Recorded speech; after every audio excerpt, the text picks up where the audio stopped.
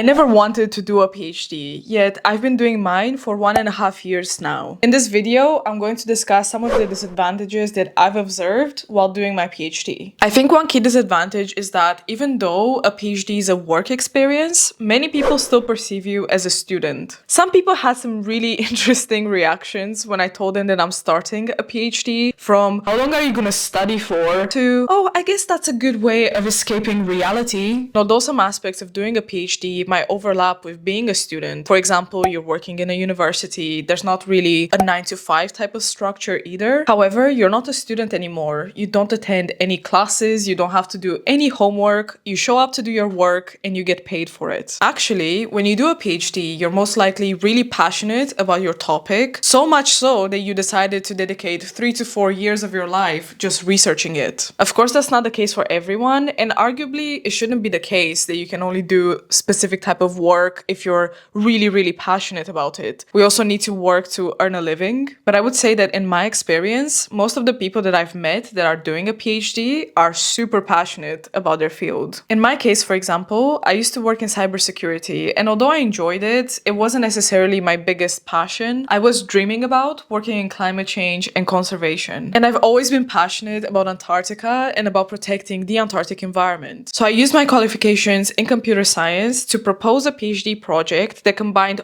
all of my dreams and passions. And now, although I'm doing a PhD in computer science, I'm also working with the School of Biology and the School of Earth and Environmental Science, and I'm working in simulating climate change, and my research literally took me to Antarctica. And originally, I never wanted to pursue a PhD, but I decided to go for it because it can really give you a great opportunity to do work that you find meaningful. So it is a bit frustrating when I encounter people that don't really take me seriously because they think I'm just trying to prolong my student life and escape reality. When the whole reason why I left my previous job to pursue a PhD was to switch careers and chase work that I really am passionate about. Another disadvantage about doing a PhD is that work-life balance is pretty much non-existent. Apart from the weekly meeting with your supervisory team and your review meeting at the end of each year, a PhD really has zero structure. There's no manager that assigns you any deadlines. It's all up to you. The flexibility and freedom that you have over your own time is absolutely priceless. But at least for me, this also has some really big caveats. I've been doing my PhD for 1.5 years, and I'm still feeling like I'm trying to find my rhythm and build up a routine. I wouldn't say that I naturally have the best time management skills. I actually work so much better under pressure and under external deadlines that somebody else assigned to me. I still wouldn't trade the time and flexibility that comes with a PhD, but I do find it difficult to build and stick to a routine. I feel like I'm constantly doing so much, yet I always feel like I'm falling behind. I think this is especially the case for me because my PhD is interdisciplinary and it comes with a lot of diverse kind of tasks. I have the computer science side where I'm building my coding skills and building my own software products. And that feels really tough to me because I've only done a conversion master's in computer science. I don't have years of experience like other people might when they're doing a PhD in computer science. And I'm also juggling that with doing climate change research and working with museums, which necessitate completely different skills. And I'm really hoping that this is the year when I'm finding the rhythm to navigate all these tasks. Yet, the most dreadful disadvantage to me is the uncertainty. Back when I was working regular jobs, I felt so much more settled and at peace. Whereas now, at the forefront of my brain,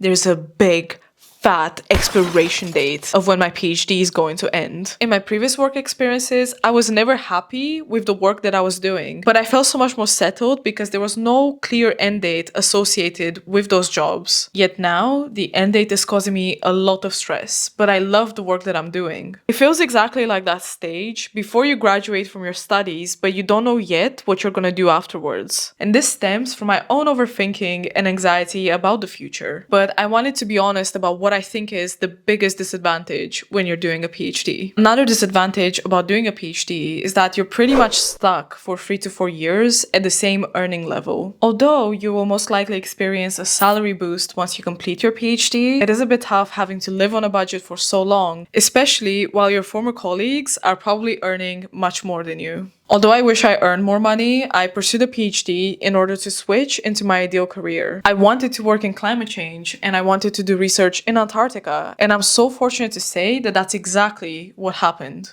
Still, it wasn't easy to leave my previous employment. It came with so much stability and I was living much more comfortably. There was also a very clear path set out for me that I could follow in order to earn much more money. And I do have really strong objectives for my financial life. But I realized that ultimately, to me, the reason why I want to achieve those financial goals is to have the freedom to pursue things that I'm passionate about. So since pursuing my passion was the main objective anyway, it made more sense to me to switch to the path where I am doing the work that I love and trying to achieve my financial objectives in this way rather than doing it the other way around. Still, it would be nice to be paid more. Another big downside can occur if you're having a bad relationship with your supervisor or your supervisory team. Ultimately, you are the decision maker when it comes to your project, and your supervisor is only there to guide you. But things do become a bit strange if your supervisor believes they have authority over you and they're really trying to push their own agenda. There's so many horror stories out there about horrible supervisors, and I have a few of my own. I think the root of the problem lies in how when PhD researchers start their PhD,